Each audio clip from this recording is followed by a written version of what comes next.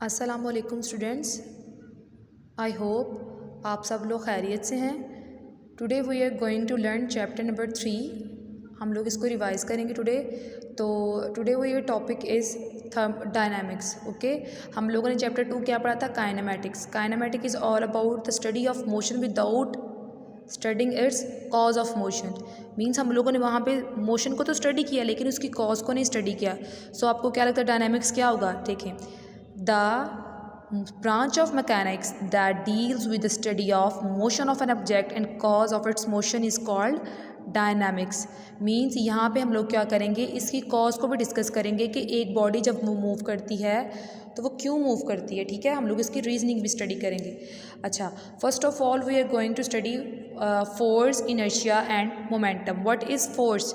Okay, आपको पता है, मैं फर्स्ट ऑफ ऑल आपको इसकी एग्जांपल से पहले हम लोग इसकी प्रॉपर डेफिनेशन पढ़ेंगे। That is a force moves or tends to move, stops or tends to stop the motion of a body. The force can also change the direction of motion of a body.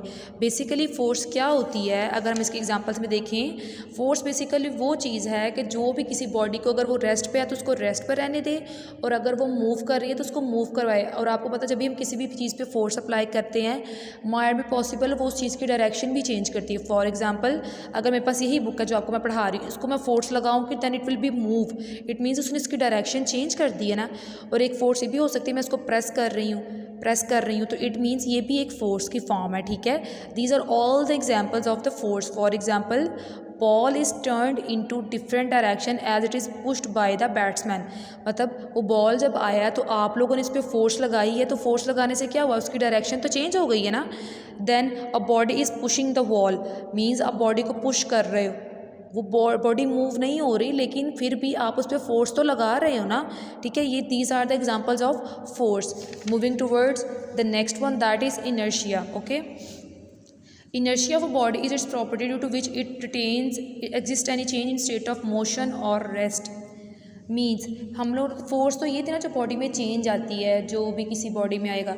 अब हम वो कह रहे हैं किसी चीज़ का जो move करना है ना फोर्स की वजह से, अब कहते हैं वो जो चेंज आता है ना with respect to force, with respect, जैसे देखो आपकी बॉडी एक रेस्ट पे थी तो वो जो मोशन में आई है तो वो जो उसका चेंज आया है ना, उसका बदलना, उसको हम बेसिकली क्या कह रहे हैं, इनर्शिया बोल रहे हैं। क्या बोल रहे हैं? Inertia. Next the the coin falls into the glass as the card flicks away. मतलब जैसे बोल रहे हो ना आप, जैसे मैंने अभी बताया कि जब हम जैसे इसके ऊपर अगर आप लोगों ने अक्सर एक्सपेरिमेंट करके देखे, जब ऊपर कॉइन रखे अगर आप उसको कॉर्ड को ऐसे करके स्लिप करेंगे तो वो कॉइन ग्लास के अंदर गिर भी सकता है और बाहर भी। इट मीन्स उसमें चेंज आ गया ना उसकी पोजीशन के अंदर, that is inertia. Moving toward the next, these are some examples. ये आप लोगों ने रीड करनी है और मुझे इसका फीडबैक देना। Okay, next that is momentum. What is momentum? Momentum is basically the sum of, ये product of mass and velocity. Means a momentum क्या होता है, बेसिकली मास और वेलोसिटी पे डिपेंड करता है। Momentum of a body is the quantity of motion it possesses due to its mass and velocity.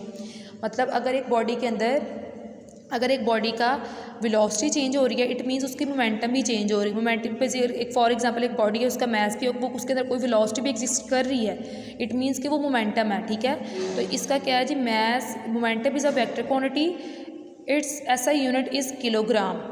ठीक है, मतलब इसका ऐसा यूनिट क्या है, किलोग्राम है। आप लोगों ने इन चीज़ों को भी स्टडी करना है। समझ आ गई कि इनकी एग्जांपल्स को अपना रीड आउट करना है। नेक्स्ट है जी, न्यूटन का फर्स्ट लॉ है, वो ये कहता है a body continue its state of rest और uniform motion in a straight line providing no net force acts on it. Net force basically क्या है? Net force is the resultant of all the forces acting on a body. Net force basically क्या है, कोई भी body उसके ऊपर जितनी भी फोर्सेस एक्ट कर रही होती हैं ना, सबका जो सम होता है ना उसको वो बोलते हैं नेट फोर्स। तो फिर उसके अकॉर्डिंग हमारे पास न्यूटन का फर्स्ट लॉ क्या हुआ, a body contain its state of rest और uniform motion in a straight line provided no net force acts on it. वो कहते हैं कि एक बॉडी जो है यूनिफॉर्म रेस्ट में, यूनिफॉर्म मोशन में, इट मीन्स कि उसके ऊपर कोई भी नेट फोर्स एक्ट नहीं कर रही, क्योंकि अगर कोई रिजल्टेंट फोर्स कोई भी उसके ऊपर फोर्सेस एक्ट करेंगी तो वो तो चेंज हो जाएगी ना। Body continuous state of rest और मोशन, रेस्ट और कॉन्टिन्यूस मोशन, मतलब वो एक ही स्टेट में है, वो ये नहीं होता यूनिफॉर्म मोशन है, ये नहीं, ये वाला मोशन नहीं है कि कभी ऊपर कभी नीचे, फिर कभी ऊपर कभी नीचे, इस तरह से नहीं। इसको वो कह रहा है, न्यूटन क्या कह रहा है, ये उसका फर्स्ट लॉ है। ठीक है, और इसकी आप लोगों ने यहाँ पे एग्जाम्पल भी करनी है, और यहाँ पे उसकी लॉ ऑफ इनर्शिया की बात भी की गई है। Newton's first law of motion deals with the inertial property of matter, therefore Newton's first law is also known as law of inertia.